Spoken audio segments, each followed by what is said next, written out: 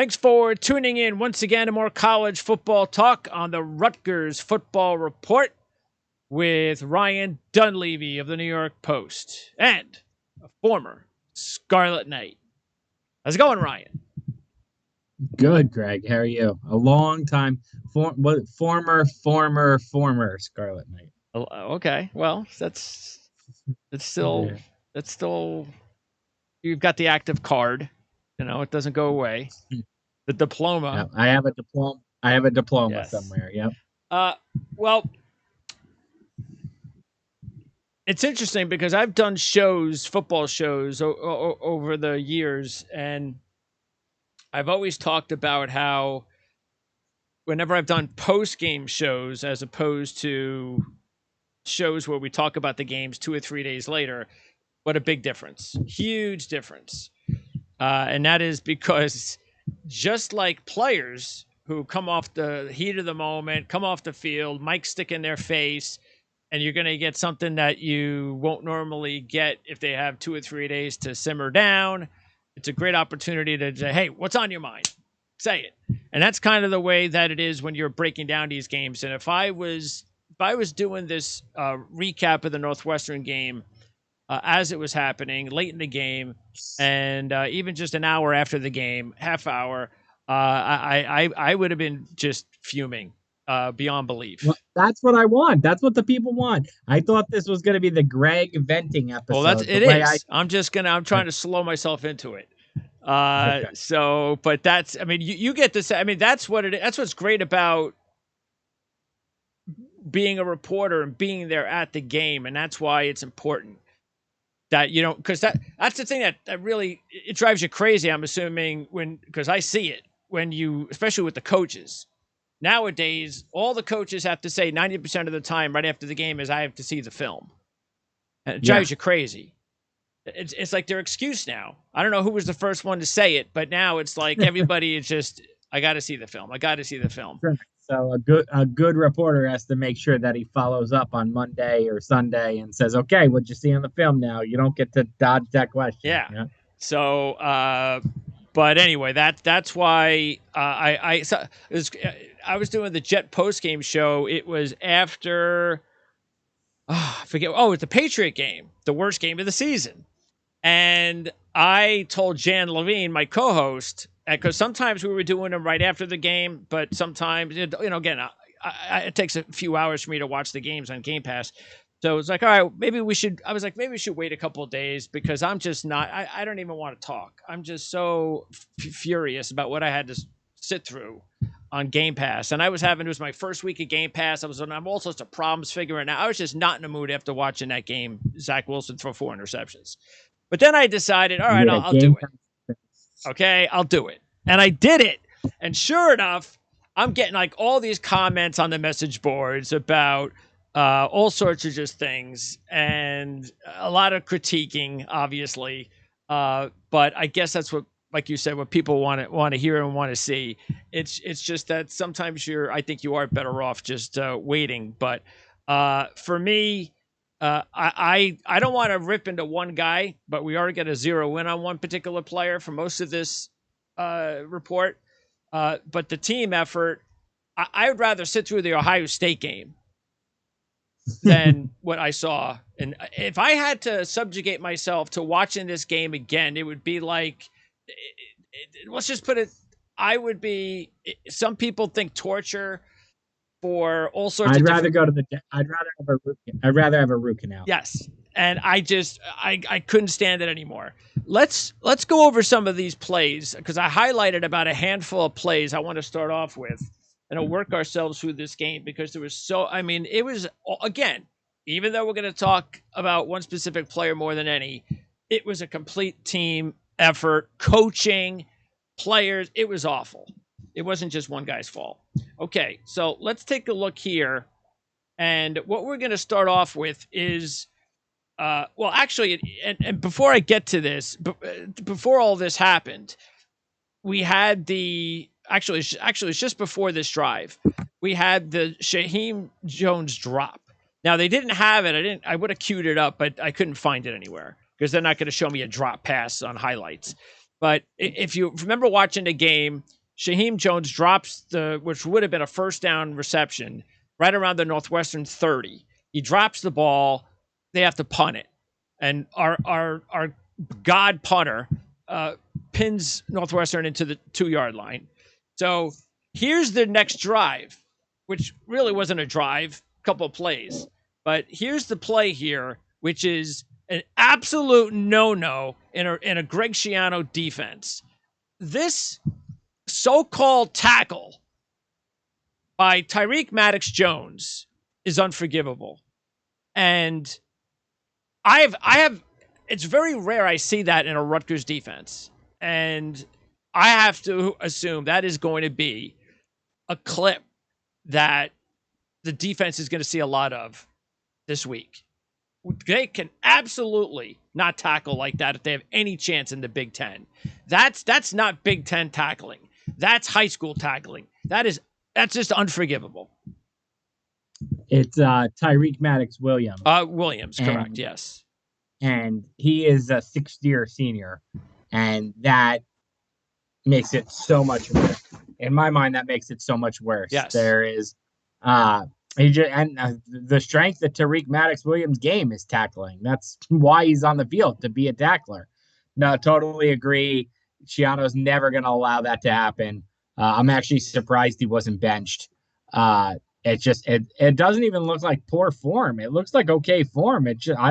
I'm not really sure how that happens, honestly. The form looks good. I guess he just didn't wrap him. So, no, totally unacceptable. And honestly, in a game like this where you knew it was going to be low scoring, yes. I mean, you could really say we don't even need to watch the next 5 plays. That's pretty much the game right there. Yeah, that was the thing I was thinking about too, was that you can't believe they just gave that up. We had talked last week about how important it was going to, the game was going to come down, we thought, to ugly plays and turnovers and field goals and such.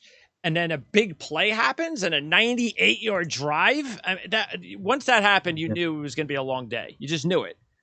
Correct. Okay, so now I want to move over to the next play. And now this, thankfully, did not result in anything negative. And that is the muffed punt. And once again, special teams, a big deal for Greg Schiano. And Avery Young cannot let that happen. That's just awful. We rarely see that with a Greg Schiano coach team, as we see it again. And now again, luckily Rutgers got away with it because Northwestern went for it on 4th down, and Rutgers stopped them.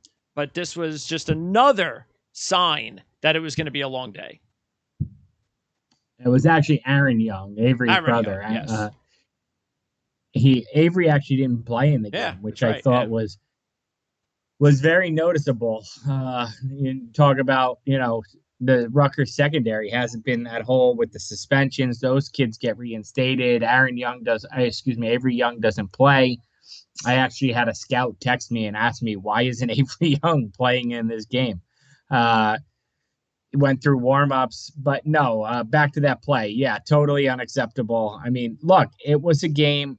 Rutgers made 100 mistakes. They lost by 2 scores. They didn't look well coached. They didn't look focused.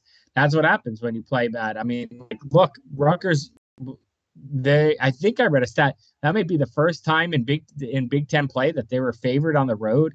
Is that possible? It certainly seems possible, but it's hard to believe. Could be. So to give that game away, that's how you lose a game like that. You make 6 mistakes like the ones we're going to show. And, maybe if you make 2 or 3, you win the game, but you can't make that many. Now, here is the beginning of Noah Vedral. And I really honestly believe this, and I don't know what the outcome would have been, but we know Michigan State's a better football team than Rutgers, and they proved it a couple weeks ago. And they had 4 plays of over 60 yards, something like that. And Thorne had these big plays in the passing game.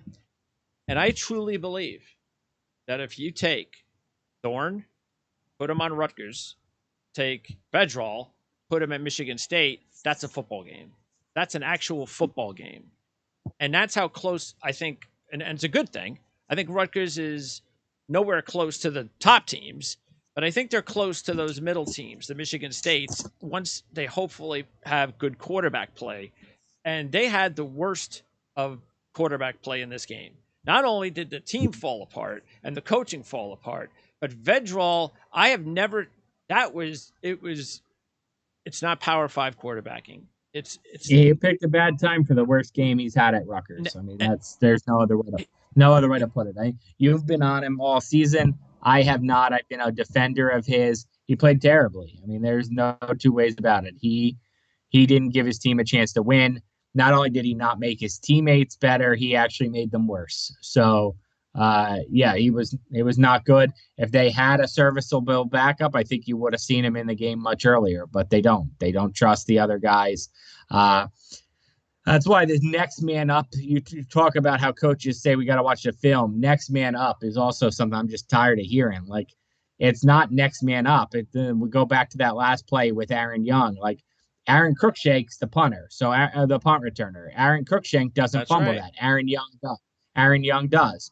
So Cruikshank's out, so you lose something when he's out by putting in the backup. You could say next man up all the time. Backups are backups for a reason. Starters are starters for a reason. So the fact that Vedral is the best quarterback on the team tells you the backup quarterbacks are not very good.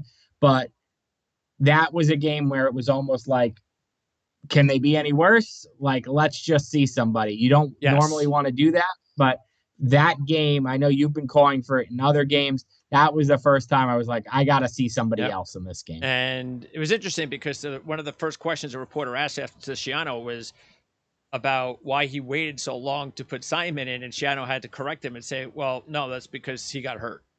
The only reason Vedral didn't play was because he got hurt at the end of the game.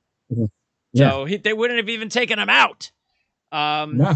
And by the way, injuries are definitely a big part of this. We said it in the beginning of the year. Shiano's only been there for a year and a half. It's such a fine line with the depth on this team right now, and they can't afford injuries at certain spots, especially the offensive line. And that's exactly what has been crippling them since the Ohio State game. First Sutton goes down for the year, a couple of weeks in. O'Neal gets hurt in the Ohio State game, and then they've got to start both Pierce and Rainey are freshmen. Look, it's one. I'm not saying these guys are great, but they're starters. Losing Reggie Sutton has been an incredible loss for Rutgers. It really has. Like, I didn't realize he was as important to the team as he is. I mean, you can make a case that he's maybe one of their most valuable players. So, I mean, seriously, the offensive line, I mean, you can blame Vedral, and we did, and you can blame the turnovers, and we did, but that was the first time where I was like, the offensive line, if Rutgers had a better offensive line, they could have won this game. I mean, I don't think that would have made much of a difference against Michigan or Ohio State, but I can very clearly circle the offensive line in this game and say they're the number one reason the team lost. Yeah, if you can't run the ball against Northwestern's run defense, which is really bad, then you can't run. Can't run it on. Now let's take a look at one of several passes here. Now this is the pass that's complete to Melton. This is a touchdown. And look at this. Can we throw the ball any slower with any less velocity? I mean, that almost was incomplete. Yeah, he didn't. If you lead the guy in stride, you have a touchdown. But on the same drive, they actually score a touchdown, and they do it though. Watch this throw. No protection issues. Look at this. Perfect pocket. Look at this. It's almost out of bounds. I mean, you've got to be kidding me. If that would have been incomplete, look at him jumping up and down like, yeah, I'm the man. Get the hell out of here. Somebody let him slap air. You're lucky that he caught the ball. So, I mean, that's just, look at it, wide open. Talk about an NFL route, though. He's going to be Holy a really moly. good player in the next level. I caution you to say that Well, I'm not because saying I superstar. I'm just saying, a nice, really good player that'll be around a I while.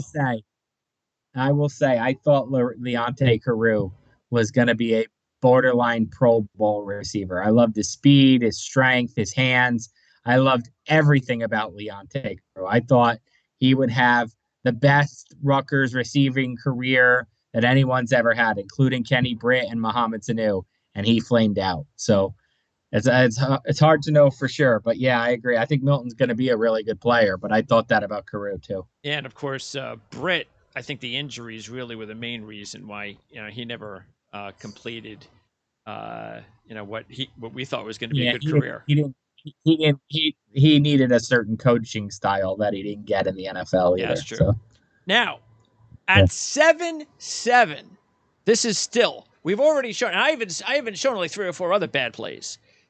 At 7-7, this is still a football game. Late first half.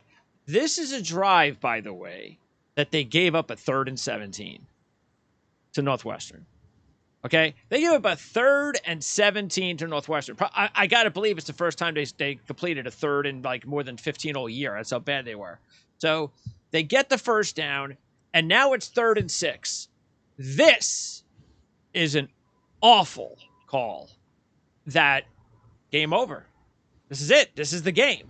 Look at this awful pass interference call. Absolutely awful. Both guys were just with their arms against each other. We're not going to see the replay, but both guys had their arms just right locked in. I saw the replay. They showed it. It wasn't one guy pushing the other guy. That's it. They were just running with the hands right next to each other, and they called pass interference. That gives them first down. Call. They score a touchdown, which was the game winner. Game over. It's a terrible call. And there's no look. I think Rutgers later in the game got the benefit of a couple close calls, but none that were in the red zone to set up a first down for a touchdown. Basically, it is what it is. Like, look, fans of losing teams like to blame the refs. Rutgers did not deserve to win this game. I totally agree. So, but that was a horrendous call. So I'm not saying if they don't get that call, they win the game. I'm not, because I don't think they played well enough to win the game. But I am saying that was a horrendous call. There's no two ways about it. And then we get a drive that ended the game. It was the second drive of the second half. It's 14-7. I don't have a highlight of it. I was looking for it. I couldn't find it. I don't know if you recall seeing it, but it was the third of the 3 awful passes by Vedral. He throws the ball to a wide open Melton at the 5-yard line, who's just like the 40-yarder that we talked about where it was nearly incomplete.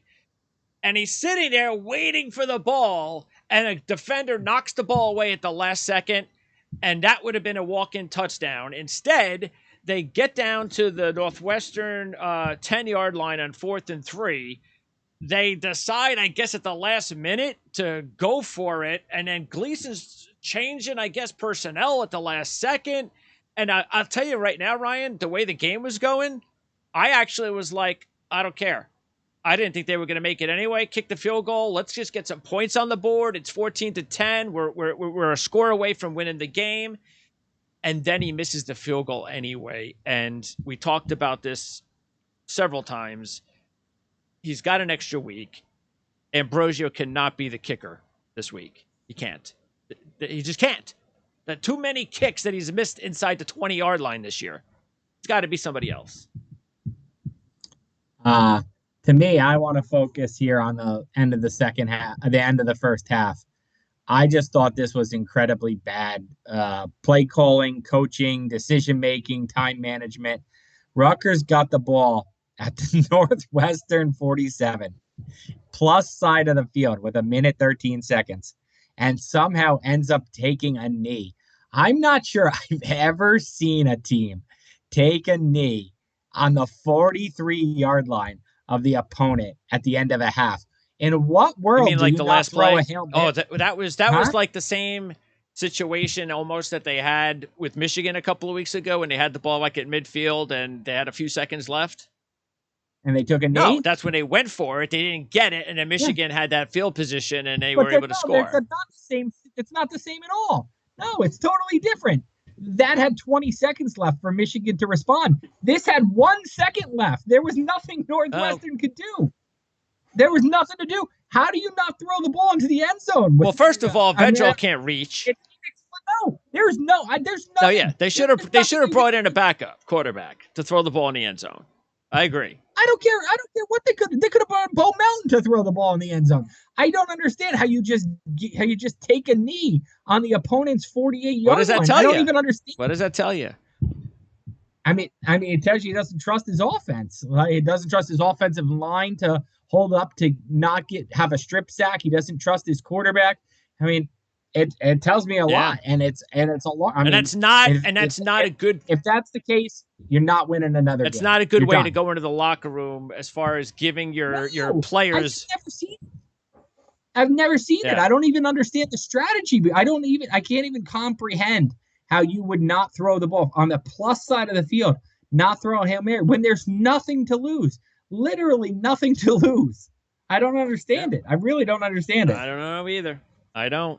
And that's why it hasn't. Look, and I'm not, and I've said this, I say this too on the Jet Show, especially because I believe in the foundation of the coach and the GM. And I've said the same thing with Rutgers, and I believe in Greg Schiano, and I'm all in. That doesn't mean that when I critique and I complain that I've all of a sudden lost faith in Schiano and these guys. Just feel like every once in a while, because there are a lot of Rutgers and Jet fans that feel that way, that, not only is that bad, but that's because Schiano is this, and he's not the right guy, and that's not what I'm saying. I'm sure that's not what you're saying, but that doesn't mean we can't critique, which is what just is unexplainable. It's just not good football. Look, I've read Twitter. I've read Facebook. I know what the Rutgers fan is saying. How quickly we forget. I mean, there were games where Rutgers had 1 yard of total offense. Literally, that's not an exaggeration. There were games where Rutgers. There was a season, I think they scored 32 total points in the Big Ten over 7 games.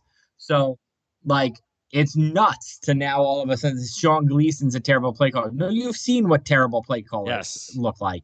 You've seen what terrible offense is. It's just not meeting your expectations, and that's fair to say. Greg Schiano's making a lot of money. Sean Gleason's making a lot of money. They were probably ahead of the schedule last year, which is what Schiano told me before the season, that he thought maybe the COVID season had given them some false, I don't know if sense of security is the right word, but had maybe put some things out there that weren't necessarily the case in a non-COVID season. And that's proven to be what it's the truth. I mean, is that Rutgers fans had unrealistic expectations for the team. The team's not good. The team is much closer to being what they were at the end of the Chris Ash era than what they were at the end of the last Greg Schiano era. So it's not a good team. It's still very early in the rebuild. But anybody who doesn't think he's the right coach for Rutgers, look, does he have his flaws? Yeah, there used to be a saying around Rutgers that people, inside the program would say, you love Greg 6 days a week. The one day you don't love him is Saturday. He's a great coach for recruiting, a great coach for discipline, a great coach for academics, a great coach for team morale. And then on Saturdays, he does some things that make you scratch your head. Well, I think we've seen now that for the complete job for Rutgers, he is the right coach. There's not that many people who want the job to begin with. He wants it. He's done a good job. But you're going to have to live with these growing pains until he has a team that's talented enough that he can do some of the things he wants. And, they can, then he can play to their strengths, and he'll be a better coach when he has better players. So, and I'm going to, and look, we're going to wrap up here. That's what it is. It's not a surprise that Rutgers' best teams had the McCourtys, had Jeremy Zuta, had Ray Rice, had Brian Leonard, and all these guys went to the NFL. Better players make better coaches. Right. So it's on him to get better. It's on him now to get better players. And the recruiting, from what we see, is heading in the right direction. The big draw, the big deal is going to be Wimsatt. And look, whether or not they want to get him a couple of drives this year or whatever, it's about next year. There is no doubt in my mind, no doubt now, that he will and have to be the week 1 starter next year. I don't want to hear anything about anything. I've seen enough true freshman quarterbacks play in college football. I don't want to hear it because after what we've seen with the quarterbacks with Rutgers, unless Snyder or Simon plays better than Vedral, and that's the other thing. I do not want to see Vedral against Illinois. I just don't. I just don't want to see this anymore. You telling me you got a week off, extra week off, and this isn't the perfect week to add to just go, all right, you know what? Maybe those guys aren't the answer, but let's at least give them a shot. Let's give someone else a chance for a couple of series, even for a quarter. Let's see if we could do something different. If not, I could go back to Vedral. I would tell you, I agree in the opposite form. I would start Vedral against Illinois, but I would have a quick hook on him. I'd use these 2 weeks to get somebody else ready, but I'm still going to play Vedral, and I'm going to say, okay, maybe that was a bad day. Maybe the 2 weeks helps him clear his head, whatever. But I would clearly have a quick hook. If he looks like he did against Northwestern, I would go to somebody else by the second quarter, probably. I would not use it to take Vedral's starting job away, but I would use it to shorten his leash. As for next year, it's way too early for me to think about who the week 1 starter is next year. Too many different things could happen. What if, Florida State's backup quarterback or Oklahoma's backup quarterback or whatever, Spencer Rattler decides he wants to come to Rutgers? I can't say Wimsatt has to be the number 1 starter next year. Of course. Of these quarterbacks, of course, he has to be the week 1 starter next year. But a lot can happen between now and then. Yeah, unfortunately, for whatever reason, and I think that's the one thing that has frustrated Rutgers fans until the Wimsatt signing, was over the past year and a half, you see all these quarterbacks going all over the place. It's like, where's our quarterback? Where's our transfer quarterback? How come Rutgers can't get a transfer quarterback? You haven't. His name is Noah Vedral. I know, but that was we had already seen him that first year. We already knew what we had, so it was like I don't know. I thought he was pretty good last year. I really do. I thought he was pretty good. Well, I watched a lot of the games last year. I thought he was pretty good. And maybe you watched games, Greg. Maybe that's just. You want Noah Vedral or Chris Laviano? You want Noah Vedral or Gio Rashino, who I love Gio. He's a great kid. Yeah, those guys were pretty bad. So to me, Vedral last year, I was like, I'm excited about this kid, and he hasn't picked up where. And that's the frustrating thing is that you get a guy who's progressed. Yeah, you got a second year. They got the same coordinator. It's another thing this program hasn't had in a long time, and the guy's going backwards. Yeah. And I don't want to hear. And look, I know the offensive line has had its issues, but I think O'Neal was the only one of the other guys that wasn't available in the. No, wait, he was. I think, O'Neal was the only one that was available in the Michigan game because Sutton was out, and Rainey was making his first start as a freshman, and they still were hanging in there and playing well. So I'm not saying the offensive line is good. We know it's an issue, but. Like I showed you the Vedral passes, especially the one in the back of the end zone, he didn't have any pressure. It's just he's just not playing well, and I just can't keep watching it. I just can't. I don't want to see that anymore. It's just not good football. It's ugly. It's embarrassing, and it has to stop. So, especially against Illinois, because it's one thing to lose to one of these crappy teams in the Big Ten. And I'm willing to go, okay, it's Northwestern, it's Pat Fitzgerald, whatever. I'll excuse that. But I cannot sit here and lose to Illinois. Again, Illinois, they are bad. They have now. What are we going to see? What's his name at quarterback? Maybe our quarterback, Art Sikowski. Yeah, I hope we see him. That would be fun. Yeah, it would be. It would be entertaining. And maybe maybe if he does start Vedral, maybe that would be the reason to start him if Satowski's out there. Maybe that would give Vedral a little bit of adrenaline boost or something. Maybe some competitive spirit so he can actually play not just Power 5 football, but FBS football. Because I've seen there are FCS quarterbacks that are better than Vedral right now. So I can't see it anymore. And let's hope it stops next week, because if it... I totally disagree. I think he has to start. So. Oh yeah. But I think we are on. I'm willing to even say if he starts, I'm okay with that as long as, like you said, if he doesn't play well early, it's got to be a quick hook. That's all. Correct. That's what I would do. I'm not going to sit here and watch him start and then do this stuff. And that also means if he's completing passes that would be touchdowns, but they're just receptions, and they just go, that's okay. That's all right. Even though it would have been 14-0, it's 6-0, but he hasn't thrown an interception. That's okay. Yeah, you got to look at your depth chart. You got to know what you have, and I just don't think they have another guy who's even on Vedrol's level, whatever you think Vedrol's level is. Well, so. I mean, I've seen enough of football in my career and heard enough of it in NFL and college football to know that coaches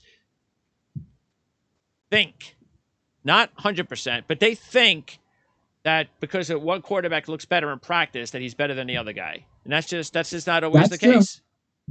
That's true. I agree. And that's why all I ask for is just give him a shot. Just throw him out there for a series or two, and maybe he'll surprise you. I can remember working at NJ.com and pounding my fist when Chris Laviano was struggling to see Hayden Reddick, and it was the same deal. I remember that, yeah.